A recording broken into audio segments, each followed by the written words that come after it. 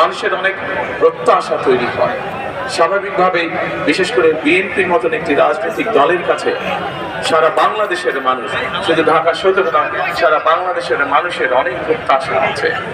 আমরাও বাংলাদেশের মানুষের প্রত্যাশার সাথে সামঞ্জস্য রেখে আমরা চেষ্টা করেছি সেইভাবে পরিকল্পনা গ্রহণ করতে, সেইভাবে কর্মসূচি তৈরি করতে, যাতে আগামী 12 তারিখে নির্বাচিত করলে ধানের শেষে ইনশাআল্লাহ আল্লাহর আমাদের সরকার গঠন করলে আমরা যাতে সমাজের, দেশের প্রত্যেকটি শ্রেণী পেশার মানুষকে বিভিন্ন বিষয় যাতে আমরা অ্যাড্রেস করতে পারি।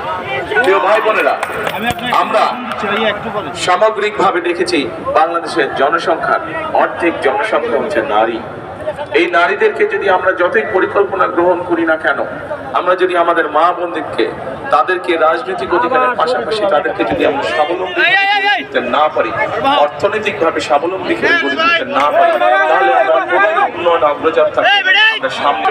খালেদা জিয়া যখন দেশ পরিচালনা করেছিলেন, উনি এই দেশের নারীদেরকে শিক্ষিত করার জন্য, মেয়েদেরকে শিক্ষিত করার জন্য তাদের শিক্ষা ব্যবস্থা ক্লাস 1 থেকে ক্লাস 12 পর্যন্ত, ইন্টারমিডিয়েট পর্যন্ত উনি ফ্রি করেছিলেন শিক্ষা ব্যবস্থা।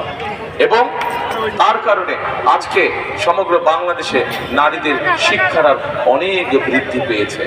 এবং আমরা